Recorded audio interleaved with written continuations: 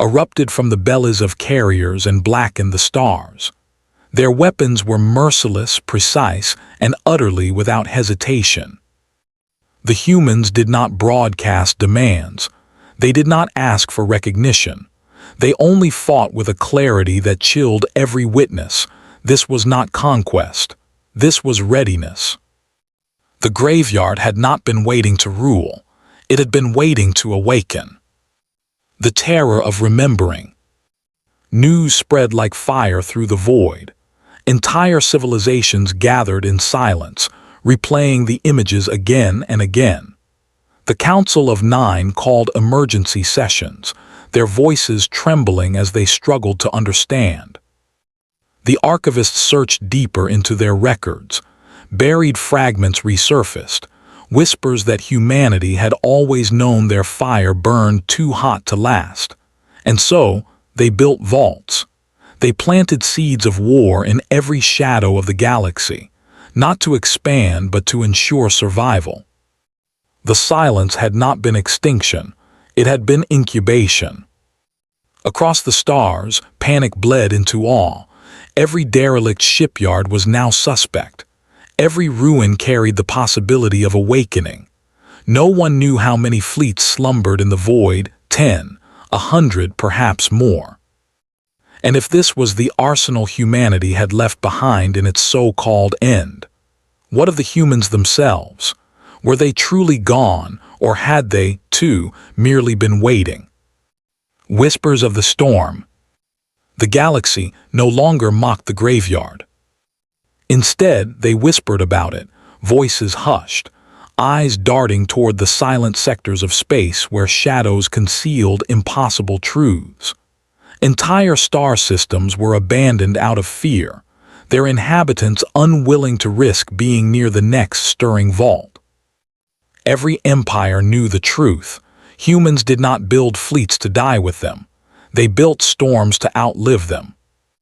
And when those storms woke, they carried not just weapons, but memory. Memory of a species that had once dared to challenge the galaxy itself. Now across the void, every ruler feared the same question, whispered like a curse. If this is only their graveyard, what else have the humans left behind? And in that silence, broken only by the roar of awakening engines, the galaxy understood. Legends were not dead, they were merely waiting. Ashes of a forgotten species. For ages, the Council of Stars laughed at the thought of Earth. Humanity, they said, was nothing but a footnote, an experiment in savagery that burned itself out long before the great empires rose. The archives contained only scraps, a few fractured transmissions, myths of warriors who fought until nothing remained, and ruins of colonies abandoned to time. Humans were fire without fuel, the Selkari historians declared. Brutal, short-lived, and blind, they raged against the void, then extinguished themselves. And so the galaxy mocked their memory. They called Earth's remains the graveyard sector, a quiet quadrant of cold stars and derelict stations drifting endlessly, rusting tombstones in a forgotten sky. Pilgrims and traders passed through only to marvel at silence, whispering that the Terrans had once filled the heavens with fleets. But silence was all that remained, silence and the dead. Whispers in the dark. It began with a scout ship from the Core Dominion. Their sensors picked up faint pulses deep in the graveyard. Nothing unusual, space was full of drifting debris, old reactors sparking as they decayed. Yet the pulses followed a rhythm. At first the Dominion officers dismissed it. Old Terran coding perhaps, static echoing through wreckage. They laughed and recorded the signal for their archives, a curiosity to amuse strategists. The dead send us songs, they joked.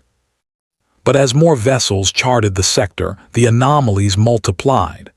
Massive objects appeared on long-range scans, too regular to be asteroids, too still to be fleets. Their energy signatures were faint, yet precise. Lines of shapes clustered in geometric patterns, like ships frozen mid-maneuver. Some suggested they were just skeletal frames of abandoned dockyards. Others claimed they were natural formations warped by stellar winds. None dared call them fleets. Fleets did not sleep. Fleets did not wait. Still, unease grew. Rumors spread from system to system. Something in the graveyard is watching. The dead horizon. A caravan of explorers ventured closer. Their reports were filled with awe and dread. There, suspended in endless night, lay rows upon rows of titanic hulls, battlecruisers, carriers, destroyers, all seemingly lifeless. The explorers swore the vessels were human. Ancient sigils scarred their flanks. Steel plating was weathered, blackened by centuries. Entire star forts floated around them, massive orbital frames bristling with guns long silent.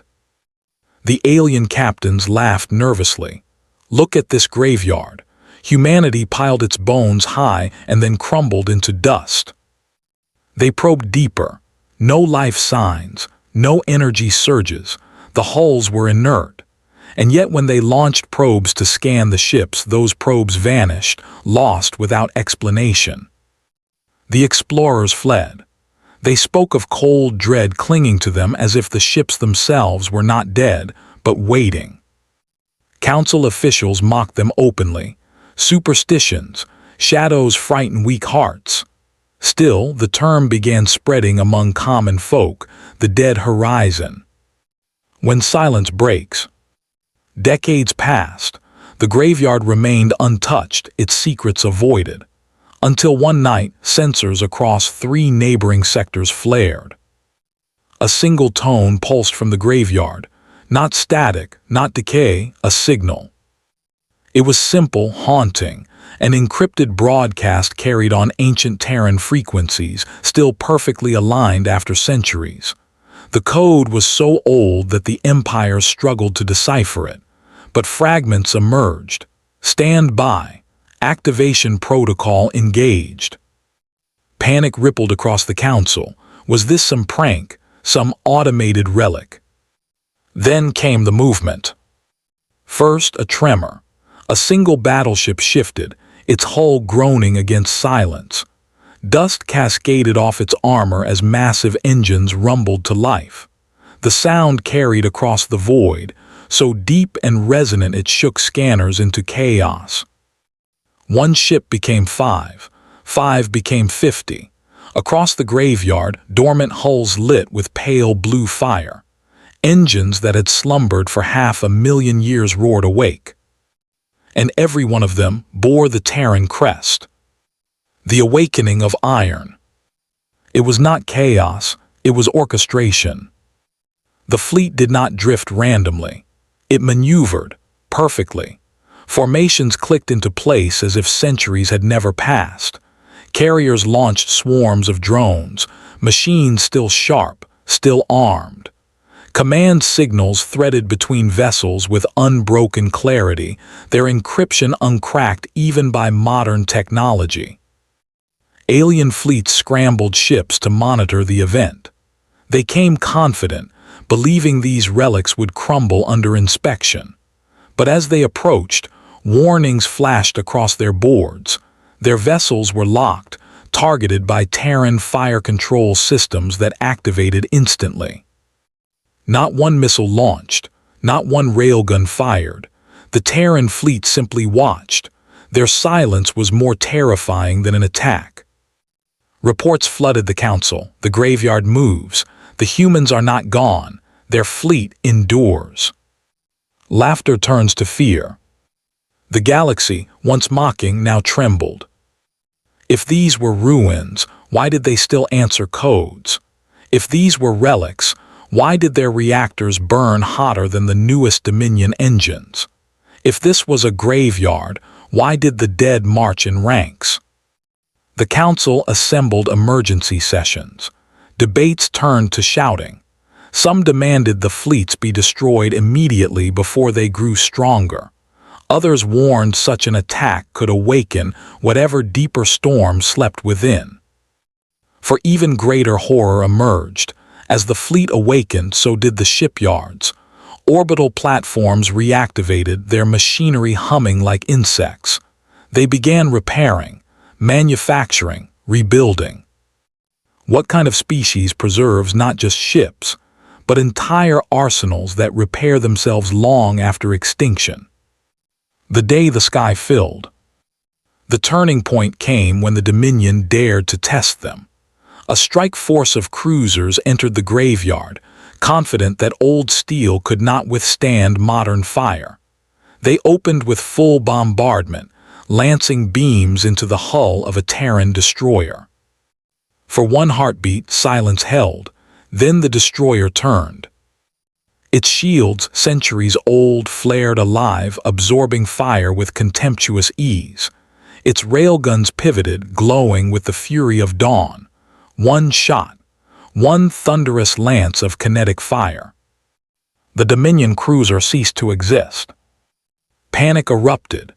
The Terran fleet moved as one, surrounding the strike force with precision that modern fleets could only dream of.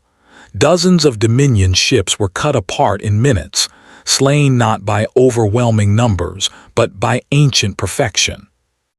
The survivors fled, their screams echoing across comms. They are awake, the dead ships fight, the humans never died. The return of the forgotten storm. The graveyard no longer slept. Entire battle groups now patrolled its borders, Terran signals jamming every foreign attempt to peer inside. Massive carriers launched fleets of drones that blanketed systems like locust swarms. And yet not once did they expand beyond their sector. They did not invade. They did not broadcast threats. They simply watched. That was worse. Whispers spread through taverns and ports. Humans do not just build fleets. They entomb them, waiting for the day they are needed. If one graveyard could awaken, how many others lay hidden in forgotten corners of the galaxy? Some claimed Earth itself